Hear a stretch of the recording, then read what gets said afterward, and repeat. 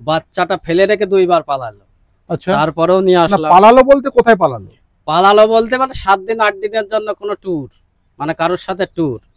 আর মানুষ দুর্ভাগ্যবশত যখন গ্যাং রেপ হয় সেটা হলো দুর্ভাগ্য। আরো হলো ওই কাজ করতো নিজে স্বইচ্ছায় জেনে শুনে। আচ্ছা, বাড়িতে ফেরার পর? বাড়িতে ফেরার পরে ও অসুস্থ হয়ে যেত, মানে ও একটা ওষুধ খেত, তখন ওর জ্ঞান থাকতো না যে ও কার সাথে কি করছে। ও নিজেই আমাকে বলেছে কে কি আমার সাথে করে আমার কিছু মনে থাকে না। মায়ের শিক্ষা আগে হলে শিশু শেখে মায়ের কোলে। মা যে বাচ্চাটাকে শিক্ষা দিয়ে গিয়েছে তাকে এখন মানে মনোরোগ বিশেষজ্ঞ দেখাতে হচ্ছে বাচ্চাটাকে। বাচ্চাকে মানে কেন? বাচ্চা মা যে কীর্তি করেছে, কুকীর্তি, হ্যাঁ, সেটা বাচ্চা সবই চোখে দেখেছে। ওনার যে প্রেমিক আছে সেও হলো ওর মতোই আরো বিভিন্ন মহিলা নিয়ে এরকম কারবার করেছে, ওই ব্লু ফিল্ম বিক্রি করে তার হলো মূল আয়। আপনি যেটা অভিযোগ করছেন, আপনি জেনে শুনে অভিযোগ করছেন তো? হ্যাঁ, জেনেই করছি। আপনি কি চান আপনার স্ত্রী আবার আপনার কাছে ফিরে আসুক? ফিরে এসেছিল 5 বার, 5 বার ওকে নিয়ে হয়েছে, 5 বারই চলে গিয়েছে। এই আমার যে বিষয়টা, এই বিষয়টা নিয়ে পাড়া প্রতিবাসী, তারপরে কাউন্সিলর, চেয়ারম্যান সবাই বিরক্ত। মীমাংসা করে দিয়েছে 5 বার, 5বারই চলে গেল। তারপরে একবার ঘরের জিনিসপত্র গয়নাগাটি নিয়ে পালিয়েছিল, সেবারও নিয়ে আসলাম। বাচ্চাটা ফেলে রেখে 2 বার পালালো। আচ্ছা, তারপরেও নিয়ে আসলাম। পালালো বলতে কোথায় পালালো? পালালো বলতে মানে 7 দিন 8 দিনের জন্য কোনো ট্যুর, মানে কারোর সাথে ট্যুর। আর মানুষ দুর্ভাগ্যবশত যখন গ্যাং রেপ হয় সেটা হলো দুর্ভাগ্য। আরো হলো ওই কাজ করতো নিজে স্বইচ্ছায় জেনে শুনে। আচ্ছা, বাড়িতে ফেরার পর?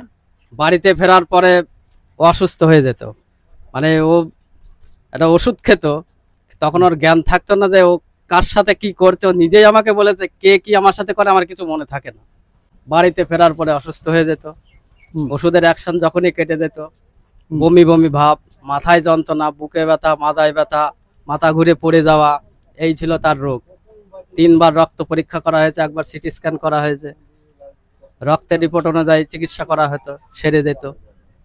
ডাক্তারের কাছে 2 বার যাওয়ার পরে 3বারের পরের থেকে আর ডাক্তারের কাছে যাবে না। ডাক্তারে যদি ধরে ফেলে এটা ভয় ছিল। আমাকে বলতো তুই মাথা যন্ত্রণার ওষুধ নিয়ে আয়, শুনতে পেয়েছিস? মানে তুই তো কারি, তুই তোর কি মুখ পোড়া। আর বিয়ের প্রথম অবস্থায় যখন বাড়ির থেকে কাজে বেরোতাম তখন বলতো তোর মুখ যেন আমি আর না দেখি, তুই অ্যাক্সিডেন্ট করে মরবি। নিত্যদিনের ঘটনা ছিল এরকম। মানে আপনি নির্যাতিত পুরুষ।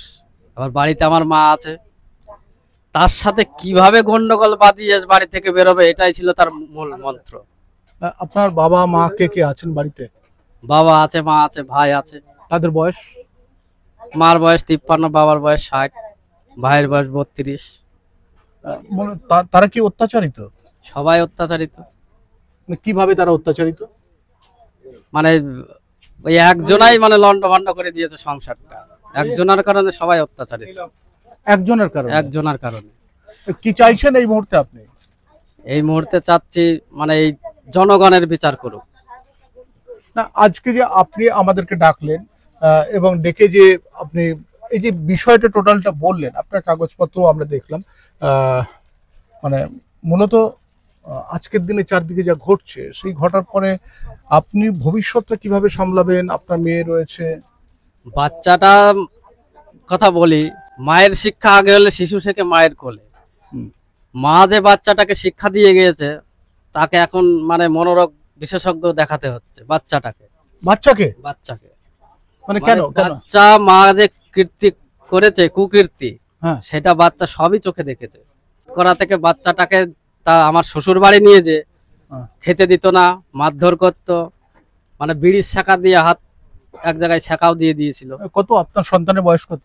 যখন এই ঘটনা ঘটে তখন বয়স ছিল 3.5 বছর, বর্তমান বয়স 7+। তাকে এখন মানসিক রোগের ডাক্তার দেখাচ্ছেন? হ্যাঁ, এবার ডাক্তারবাবু বলে দিয়েছে যা দেখেছে, যা হয়েছে একে যেন আর ওই ভিতরে না ঢোকানো হয়।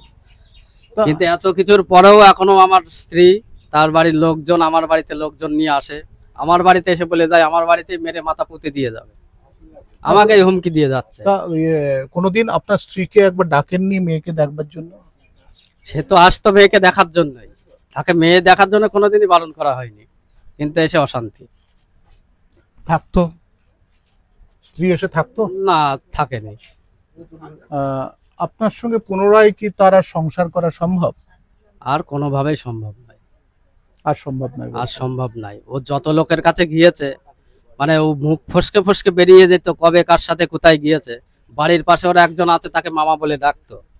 ও নাকি যত লোকের কাছে গিয়েছে সবার চাইতে মামাই ওর ভালো। কি রকম অর্থে ভালো? কিরকম অর্থে মানে ওর যে শারীরিক চাহিদা সেই নাকি পূরণ করতে পেরেছে, আর কেউ পারেনি। মানে এই ধরনের কথা আপনাকে? মুখ ফসকে বেরিয়ে যেত সব। এই কথা যখন বললে, আমি যেই বলেছি কি বললে, বারান্দায় বসেছিল, ছুটে গিয়ে বিছানায় গিয়ে বালিশে মুখ লুকিয়ে শুয়ে পড়লো।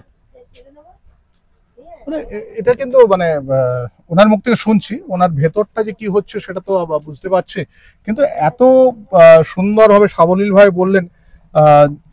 যারা দেখছেন তারা অভিজ্ঞতা নিন। আমি অ্যাওয়ারনেস নিয়ে এটা করি, কিন্তু কেউ এটা ব্যবহারিক কাজে আনবেন না।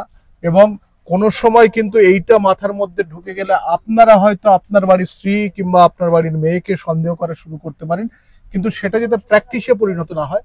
সবাই কিন্তু একটু দেখে শুনে চিন্তা করে চলবেন, তাই তো?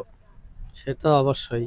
এবার যে গত 8 তারিখের কথা বললাম, এবার আমাদের বাড়িতে এসে গন্ডগোল করেছে, সেটার ভিডিও কিছু করা আছে। সেটা ভিডিওটা যদি আপনারা ছাড়েন তাহলে বুঝতে পারবে মানুষ দেখলে। কি গন্ডগোল করেছিল?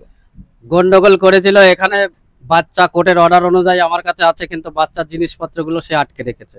আচ্ছা। জন্ম সার্টিফিকেটটা আটকে রেখেছে, তার জন্য বাচ্চার আধার কার্ডের আঙুলের ছাপ, চোখের ছবি আমি তুলতে পারছি না। থানায় গেলে থানা পুলিশ বলছে কোর্টের অর্ডার ছাড়া আমি এনে দিতে পারবো না। আর যখন জিনিসপত্রগুলো বাচ্চা নিয়ে গেল তখন বললো বাচ্চার বয়স কম, মার কাছে থাকার অধিকার, বাচ্চা যেখানে থাকবে জিনিস সেখানে দিতে হবে। কিন্তু সেই পুলিশই এখন অন্য কথা বলছে যে কোর্টের অর্ডার পাস করিয়ে নিয়ে আসতে হবে, তবে বাচ্চার জিনিস পাবা।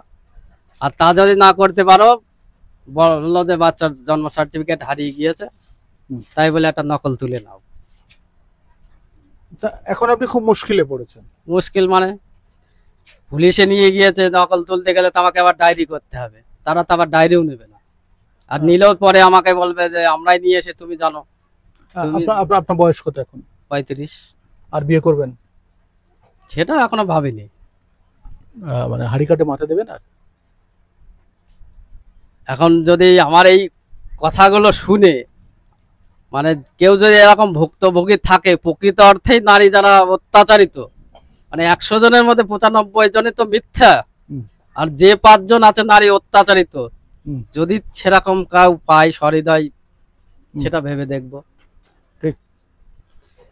প্রকৃত অর্থে যে 5 জন অত্যাচারিত হয়েছে তারা কিন্তু কোর্ট পর্যন্ত পৌঁছায় না। সে মান সম্মানের ভয়ই হোক, লজ্জাই হোক, বা 2 দিন কোর্টে গেল, 3 দিনের দিন তার টাকা জুটলো না, তার দেখা গেল 1-2 বাচ্চা আছে, সে গেল না।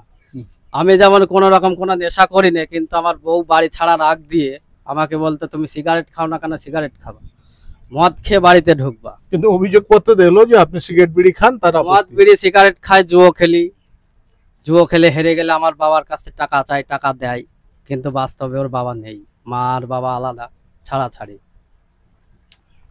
অতএব আপনাদেরকে এখানে মানে জলজান্ত একটা উদাহরণ দেখালাম। এরকম কিন্তু প্রায়ই দেখাচ্ছি আপনাদের এই ধরনের ঘটনা। যেভাবে প্রতিদিন আমরা শুনছি যে মহিলারা যেভাবে 498 করছে, প্রচুর পরিমাণে পুরুষ যারা এই ইতিমধ্যে তারা কিন্তু কেউ জেল খেটেছেন, কেউ বা এরকম মেনটেনেন্স দিতে গিয়ে অনেকে মানসিক রোগী হয়ে গেছেন, অনেকে আবার রয়েছেন কোথাও নিজেকে কুঁকড়ে রেখেছেন, এমনও রয়েছেন যারা মানুষের মধ্যে আর মেশেন না, কোনো আত্মীয়র সঙ্গে মেশেন না, ছোট্ট একটা ঘরের মধ্যে তারা কিন্তু থাকেন।